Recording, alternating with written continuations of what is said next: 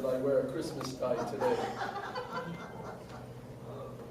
So today's service is partially inspired by a movie that we saw this week, Interstellar. Has anybody seen the movie Interstellar?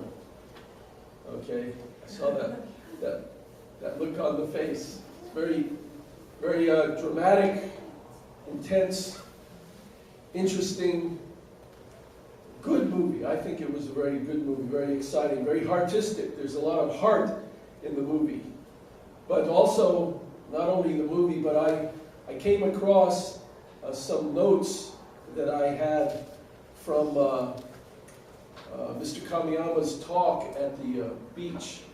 And then also I came across some notes that I had an email that someone sent out making references to the blessing ceremony of a true parent's youngest two daughters. And all of that information coming into my head and reading it and trying to digest it made me focus on this topic. What about God? Because God is really important. And despite the fact that some people are extremely religious or extremely brilliant in their minds, and super intelligent about, creation and reality, and, even they have really good street sense. But what about God? Where is God? What is the essence of why we're really here? And it's interesting, Bob made reference to this particular song. They'll know where we are Christians by our love. Or we changed it, they'll know we're God's children. So really, there's such a dramatic difference. You're going to know I'm a Christian because of the way I love, or are you going to know God? Are you going to know that we're connected to God because of the way we love?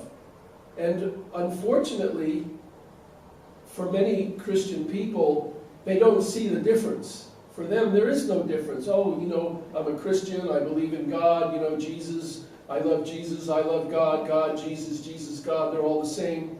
But they're not the same at all. They're not the same at all. It's a world of difference, the most important difference. So, in the introduction to the divine principle, it talks about the decline of religion, and it mentions, this is just a brief excerpt, another factor has fated religions to decline. In step with the progress of science, the human intellect has become highly sophisticated, requiring a scientific approach to understanding reality. The traditional doctrines of religion, on the other hand, are largely devoid of scientific explanations. That is to say, the current interpretation of internal truth and external truth do not agree. The history of religions goes back. Jesus lived 2,000 years ago. Just try to go back 2,000 years in history and imagine how limited people's understanding of the creation really was. That's why the religions of the ancient religions are completely based on some person's experience with God and some divine revelation and inspiration. And when they spoke about it and when they acted on it and when people around them believed them, that's how the religion came into existence. But it had nothing necessarily to do with understanding the bigger picture and understanding the creation itself and science and reason and math and chemistry and physics and the history of the universe and all of these things and the bigger purpose for God's creation. But those religions were absolutely essential. And of course, they're real. They're true. Absolutely, it was true what God did through Abraham through Moses, creating this Jewish culture, this Jewish nation, these Jewish people, centered on these laws, these commandments. And then Jesus coming on that foundation. And everything Jesus did was absolutely in accordance with the will of God. He was the most unique and special person probably ever to be born on the earth. His character, his personality, his consciousness was 21st century. He had a 21st century consciousness, but he lived 2,000 years ago. And his intention was to help us all, even people 2,000 years ago, to develop a 20th century, a 21st century consciousness, a 21st century heart. The ultimate purpose of religion can be attained only when one first believes it in one's heart and then puts it into practice. However, without first understanding, beliefs do not take hold. For example, it is in order to understand the truth and thereby solidify our beliefs that we study Holy Scriptures. Likewise, it was to help the people understand that he was the Messiah and thereby lead them to believe in him that Jesus performed miracles. Understanding is the starting point for knowledge. Jesus had to do something right in front of the people's eyes to show them that he was a special person, because they weren't willing to accept his words. So this is why he did these seemingly miracles. Some spiritual forces were working with him, and he did things to convince the people, because people need to see. They need to understand right in front of their eyes what's true. Then they can relate to it correctly. Today, however, people will not accept what is not demonstrable by the logic of science. Accordingly, since religions are now unable to guide people even to the level of understanding, much less to belief, they are unable to fulfill their purpose. Even internal truth demands logical and convincing explanations. If someone says, oh, I went into a coma and for 7 days I went into the spiritual world and so forth, even if you're told that, your desire is you want to understand, you want a logical, reasonable explanation. How could that have happened to you? How can you experience that kind of thing? What is the reason behind it? What is the logic? That's where we're at today. That's where human beings are situated. Indeed, through the long course of history, religions have been moving toward the point when their teachings could be elucidated scientifically. That is where we're at today. People require, demand, even people who have experiences. When I was 19 years old, I had this incredible experience, but it wasn't enough. It was the beginning, but it wasn't an end. It was a verification that God exists. But I kept, after that experience, I started praying and going to Pentecostal church and joined the InterVarsity Christian Fellowship and really every full gospel businessmen's meetings and listening to studies about the Bible and all these things. But I was really hungry. Why? Why, God, did that happen to me? Why did I have this experience and my friends have not had this experience? Why do you say in the Bible that you're going to judge the world when I know you're such a God of love? And really, the experience almost created more problems, more questions, more unanswered reality. But now we can understand more. Religion and science setting out with the missions of dispelling the two aspects of human ignorance have seemed in the course of their development to take positions that were contradictory and irreconcilable. However, for humankind to completely overcome the two aspects of ignorance and fully realize the goodness which the original mind desires, at some point in history there must emerge a new truth which can reconcile religion and science and resolve their problems in an integrated undertaking. That was written in the 1950s. That's the introduction to the divine principle. And it is so clear. It is so absolutely clear in this day and age. So we saw this movie. I'm not going to reveal any of the plot. It's a very interesting movie. But try to find God in this movie. Because this movie, it does an amazing, wonderful job of really presenting humanity at its best, you know, the deepest aspects, and it completely respects and honors and recognizes the power of love, especially the love between the parent and the child, between the father and the daughter. That this love is central to mankind's continued existence. But even in this movie, when you watch it, you'll see this movie is completely a physical science interpretation of reality.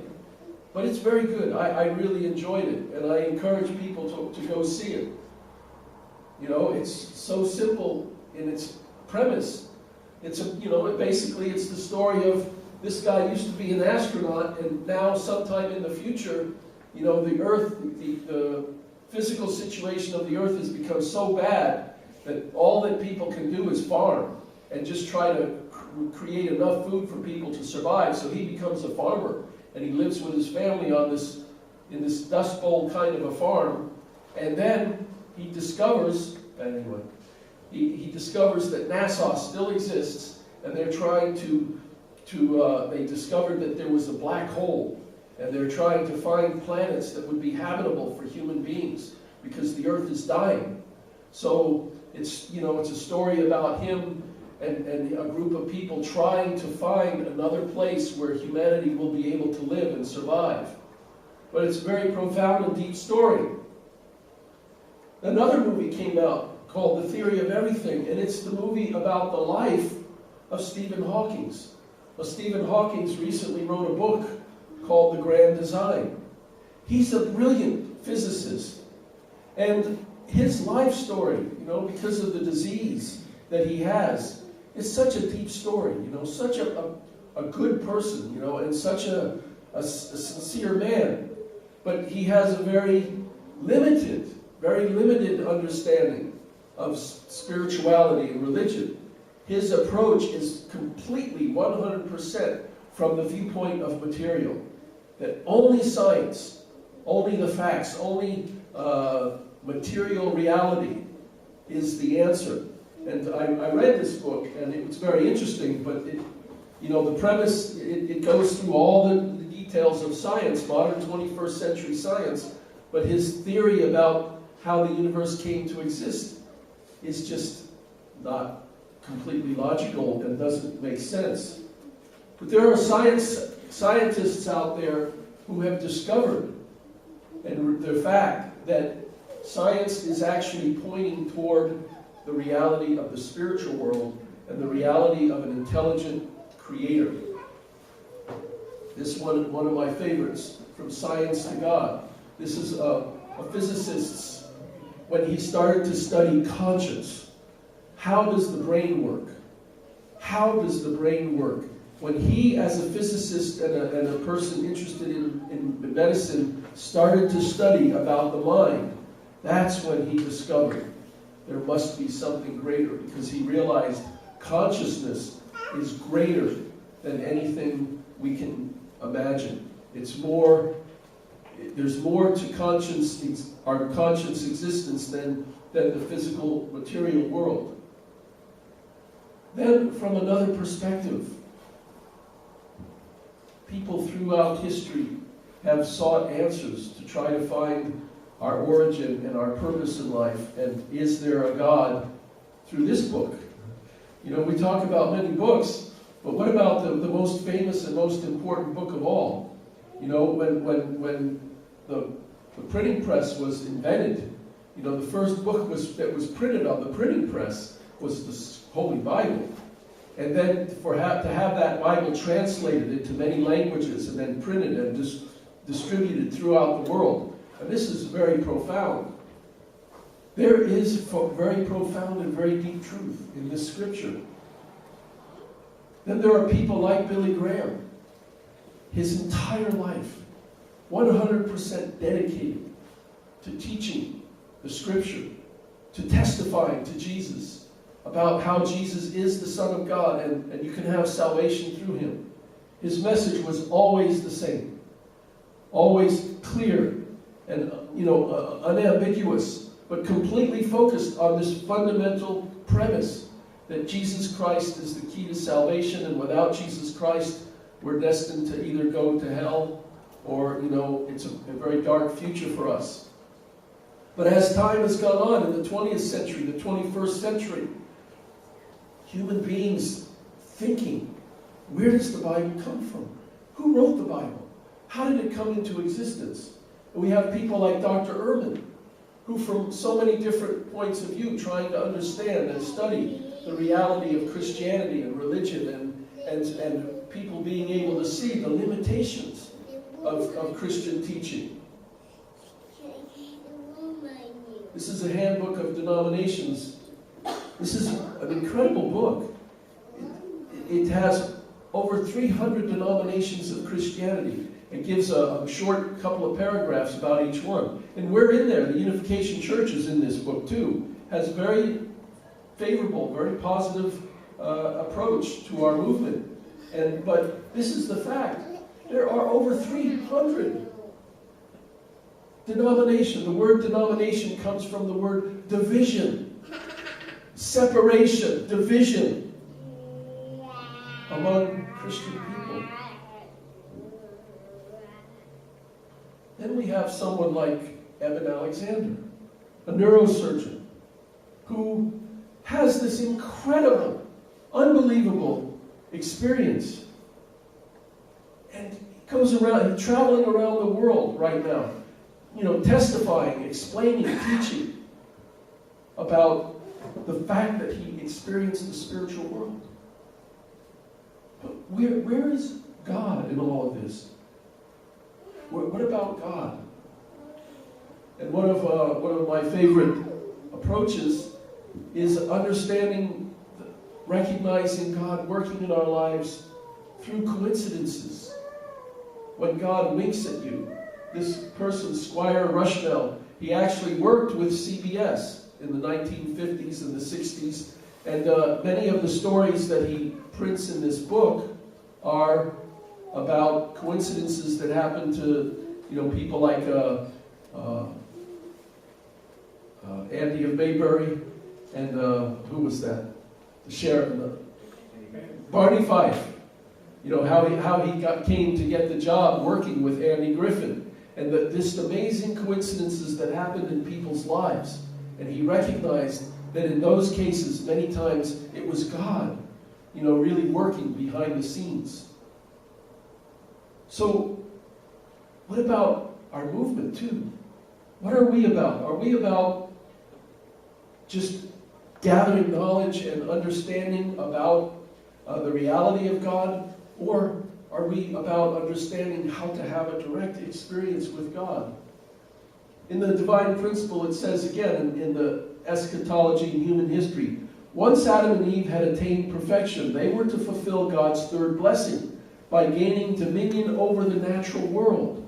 Dominion over the natural world has two aspects, internal and external. Both these aspects of dominion were lost to humankind at the fall, but we witness their restoration in the present era. This also suggests that the present era is the last days. Internal dominion denotes dominion of the heart.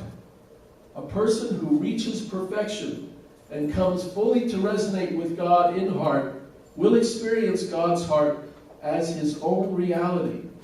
Hence, he will be able to love the creation with the same love as that which emanates from God's heart, and appreciate its beauty with the same delight as God.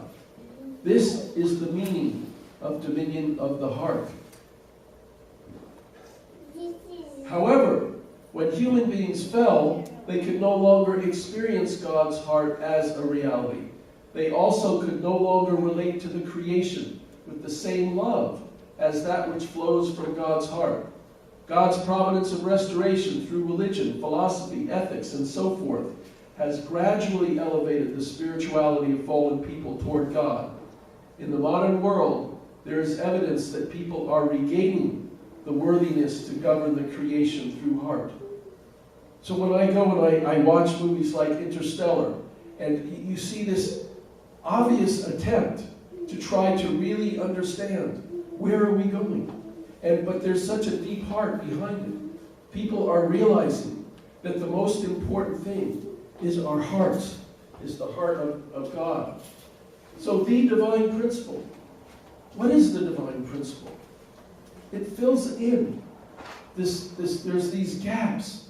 There's these places where things are separated. People have spiritual experiences, but they can't fully comprehend why. People are scientific. They're smart. They're reasonable. They're logical. They understand. There must be an explanation, but they haven't quite been able to grasp. And some of the doctrines that people have held so dear to their hearts for so many thousands of years, people are going to have to let go of those doctrines. You know, when Dr. Eben Alexander was here and he spoke, and he was explaining, not only does he find a lot of resistance and a lot of criticism from people in the scientific community. Obviously, people who are scientific are going to question, what are you talking about? You just had some kind of a dream. It's a fantasy. It didn't really happen to you. You just imagined it. But he said that some of his strongest critics are not from the scientific community, but they're religious people because of their doctrines. He said when he experienced the spiritual world, he said there were no doctrines. He said there was just experience of the love of God, experience of reality, of what he could see and experience. There weren't doctrines saying, oh, this is the only way it is, you have to be this way.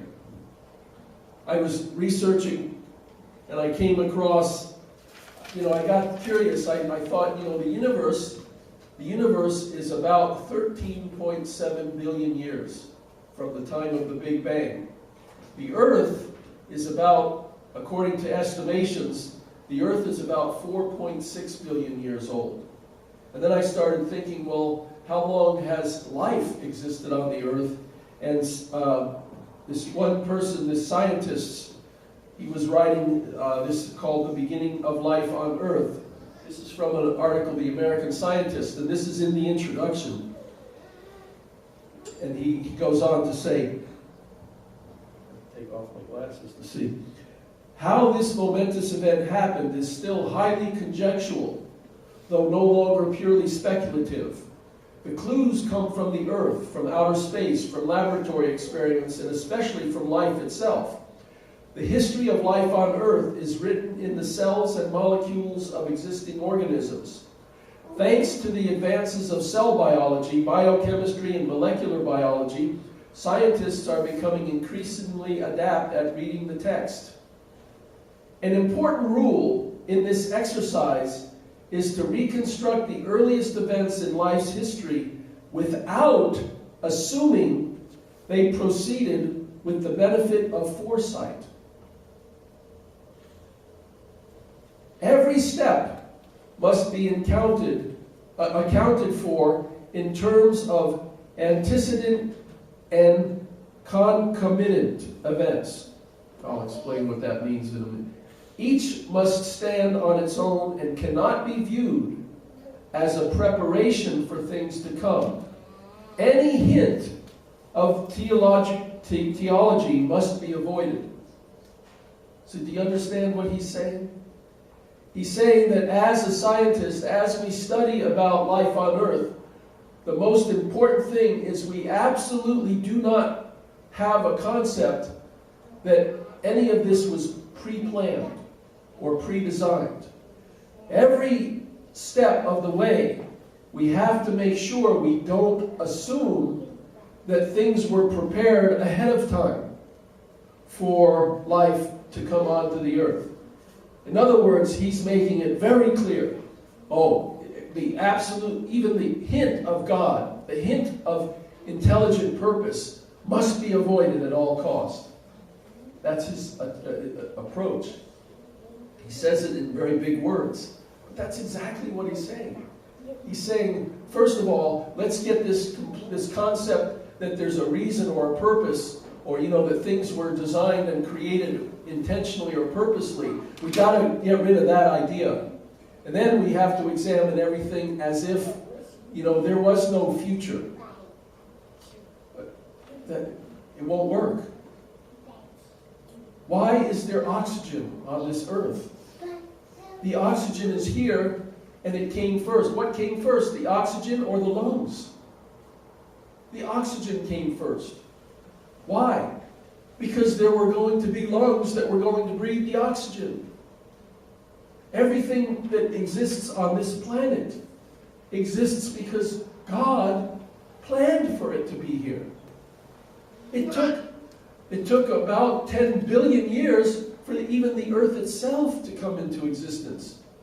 But that doesn't mean it didn't just happen to be it just happened to be this planet, and God went around and looked and said, oh look, there's a planet there. Maybe I'll put people on that planet because that planet happens to have some air and some water. And no, exactly the opposite. Before the Big Bang even happened, in the mind of God, he already saw everything that was his plan. That's why everything fits. Everything works. That's why this approach is the end. It doesn't work. And many scientists don't approach this way anymore. These are the hardcore, these are the doctrinal.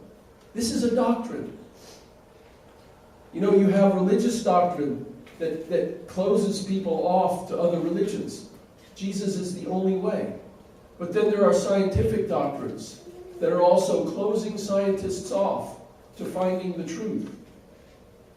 But these people are a minority. And they've lost. They lost because logic and reason and the reality of God. Our life is about God.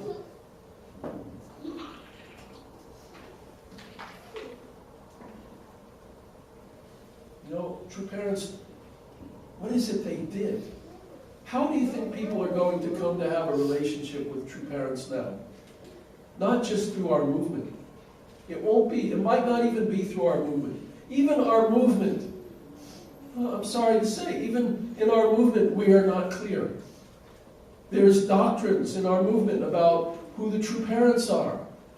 Who's going to inherit true father's legacy? Who's going to be the one to lead mankind, to the kingdom of heaven? Nobody is. God is. God is leading us.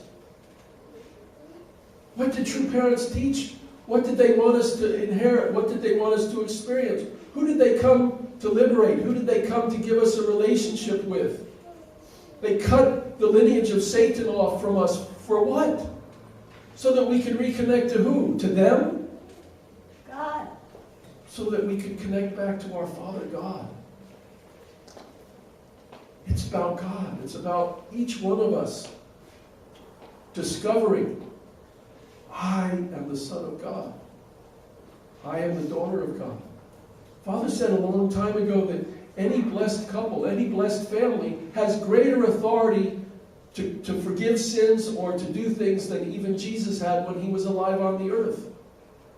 Any one of us in this room has a closer relationship with God than what Jesus had, in one sense. Except because of his mission, because of because of the weight that was put on his shoulders, the responsibility that he had, and because he was the only one, and because it was 2,000 years ago, then he had such a close relationship with God. But only true parents discovered the completion, how to complete. What does God really want from us? God doesn't want you to become a Messiah. He doesn't want you to be the new Messiah any more than he wants any of true parents' children to be another Messiah. We don't need a Messiah anymore. We have true parents. And what they did is they showed us, they have taught us clearly, this is the path for human beings to come back and have a relationship with God. This is Father's address, 2004. He said, "Distinguished guests, everything I ever taught is permeated with one point above all else. That is that we must know God and spirit world with certainty. It is not enough to have God vaguely in our head, like a mathematical formula that we once memorized. Instead, we must carve his existence onto our hearts, even into our bones. We must know the relationship that God has with us and the attributes he possesses. We must know about the ideal world that he desired in the beginning and when that world will be brought about." Every day when you wake up, don't you think about God? Not the religious God, not the Christian God, not the Buddhist God, not the Unification Church God. Your God. Your parent God. That's what human beings need. That's what everybody is searching for. People are lonely. People are confused. People commit suicide. Why? Because they don't know that they are loved, and that they have eternal life, that even if you grow old, even if physical things happen to you that are uncomfortable, that are miserable, that moment when you most need him, when you most require, God will be there. God, the living God. And we have to be very careful. We have so many concepts, so many theologies, and because we're intelligent, because we're material beings. We live in a physical world. That's all we know. So naturally, we and also each of us has our own past. Every one of us has a unique past. A good past and a bad past. Doesn't matter. The way you were treated by your parents when you were growing up, the experiences you had as a little child, the things that have happened to us, even after we joined our movement, what we went through with true parents, good, the bad, the ugly. All of us have something. But none of that really matters. What we really have to go to is back to the very core. What did God, Father liberated God. What does that mean?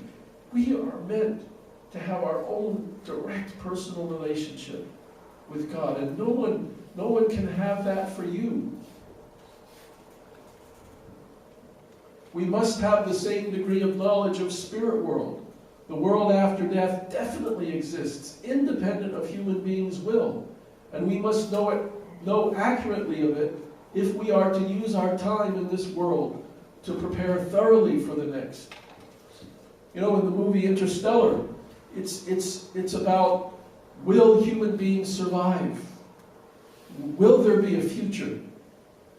But it's completely predicated on the idea that there has to be a physical future. That without the physical future, there is no future. The movie really is very deep. I would strongly suggest, if you really pray and know the divine principle and watch that movie, it will stimulate you to think about very deep things. But like I said, it is an approach about love and the power of love without believing that love is eternal. Basically, the movie is saying that when you die, the love is going to die with you. But what really exists, what continues to exist, is gravity. Science and reason. But in any case, but this is the reality. Father came to teach us. God is our parent. And we have an eternal life. That's how we need to live our life. Ladies and gentlemen, please quietly place your hand on your heart and think seriously. If everyone truly knew that God exists and always lived in attendance to Him, what would keep us from solving the problems in today's world? In attendance to Him. Even some of us in this room, we misunderstand. What does it mean to attend God? God is not, a dictator. God is not, desiring your response for some selfish purpose. God really loves us, and He really wants us to find true joy and happiness. God is the parent, and God is a good parent, not a bad parent, not an evil parent. Sometimes it might appear that way. Bad things happen to good people. But don't forget the spiritual reality, the spiritual world.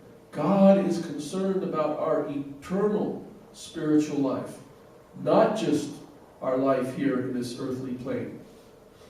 Another movie is coming out in December called, I think it's Unbreakable? Unbroken.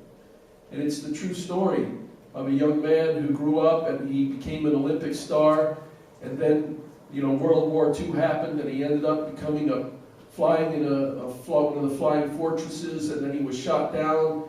He survived 47 days on a raft in the middle of the ocean. Just a couple of people. 47 days. Almost died on this raft. And then was rescued by the Japanese. And then became a prisoner of war for 2 years. And was treated very badly because he was an Olympic star. Before he went to war, he was in the Olympics. So he was singled out and treated very, very badly. But he survived everything. And he came back. And then the story was written about his life. But the story was so remarkable and so amazing about his will to survive and his unbroken trust and faith that there's something in the future, something is good. And so, Angelina Jolie, she got the inspiration to make this movie about this person. And she started doing the research, and lo and behold, she found out that he actually lived. She could see his house from her house. He was still alive and living. And so she went over and she met him and she started consulting with him when she was making this movie. And she showed him parts of the movie, of his life. And then about 6 months ago he died. He went to the spirit world before the movie was complete. But this is the reality. The human spirit, our spirit. Because there's God.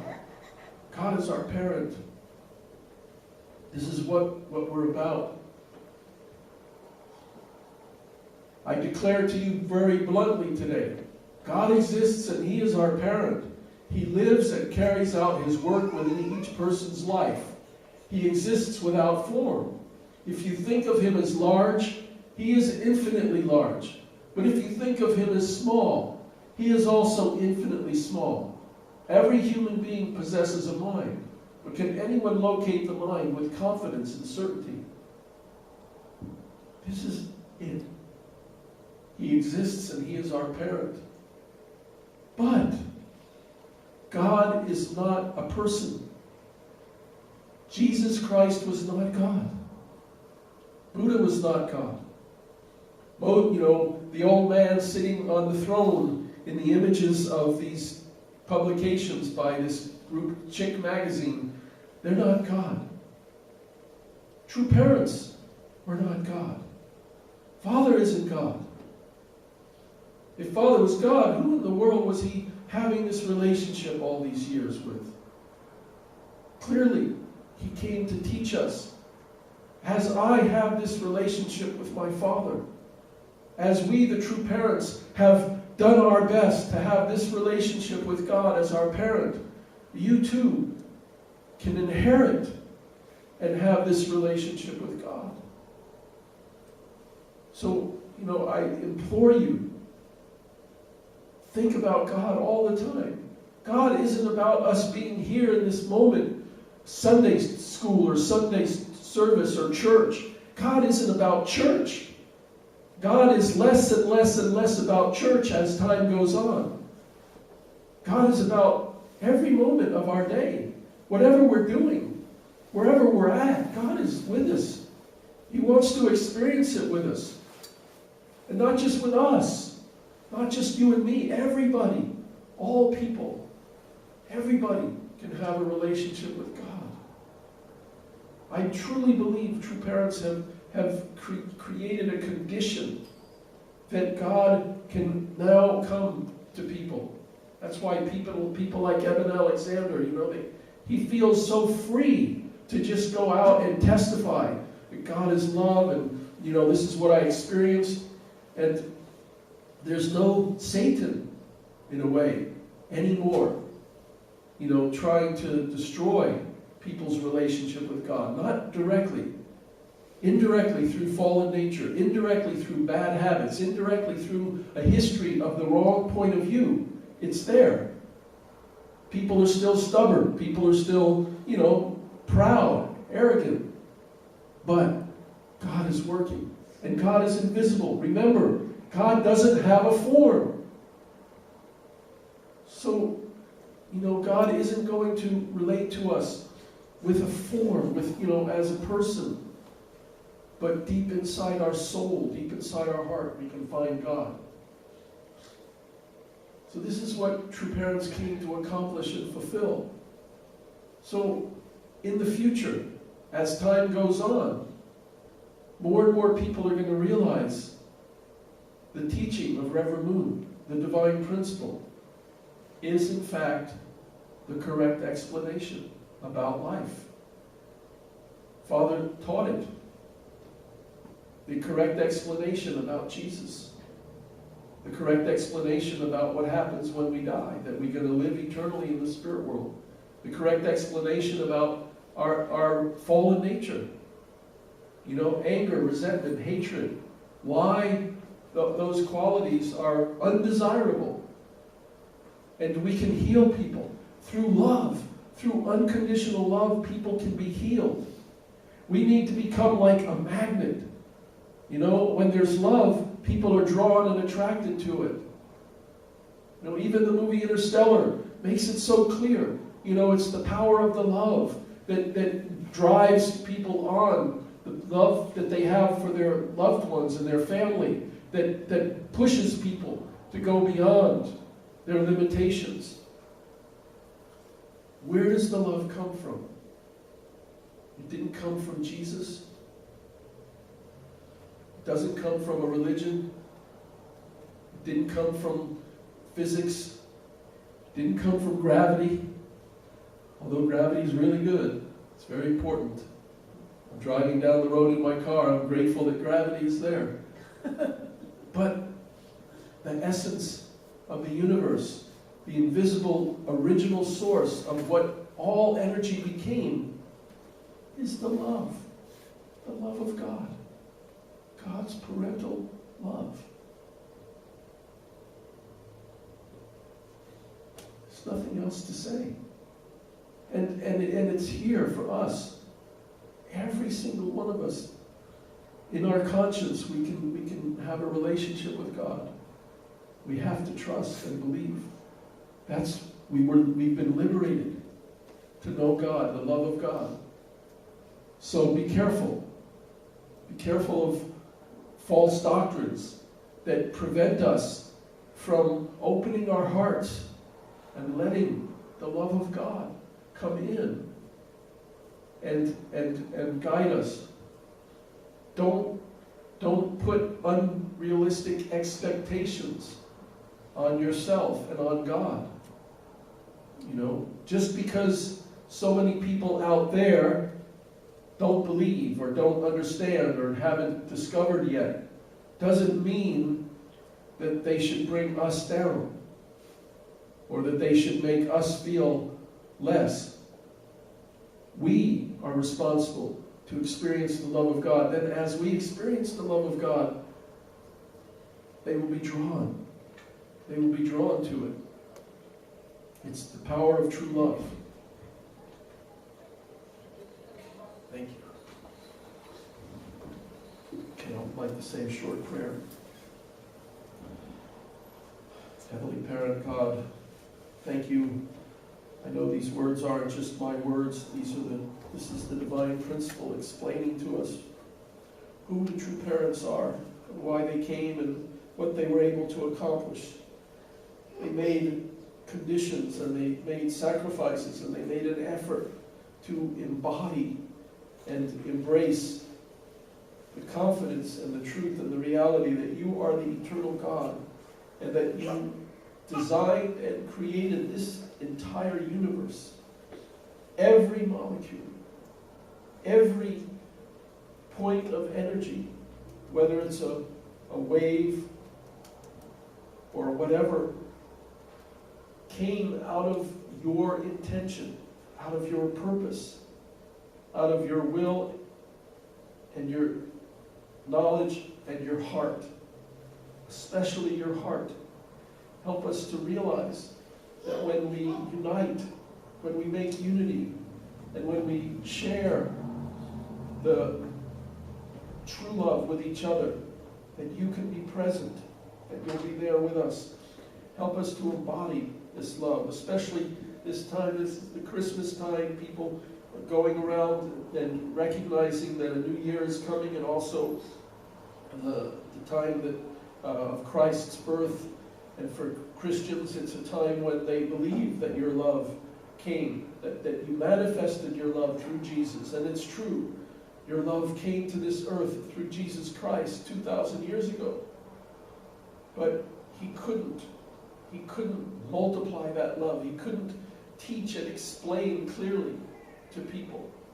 But now we can understand clearly how powerful and precious your love is.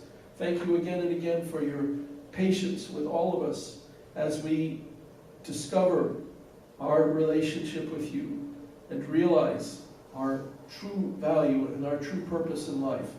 Help us here to really embody the love and the truth and the goodness that true parents have shared with us, and help us to multiply it and magnify it in such a way that others are drawn and attracted to it. We offer our prayers to you and pray that you'll bless this day and this week, and also even be with the Uyamas over at down at the beach area right now.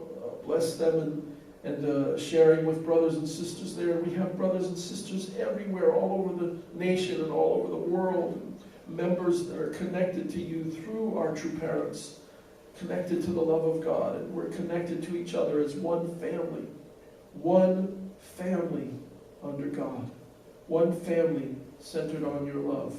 That's what we're becoming, all of mankind becoming that. Thank you. We offer our prayers to you and report these things as your sons and daughters, as Blessed Central families, and in my name, John Pace with Sharon Pace, as Blessed Central family. Amen and adieu.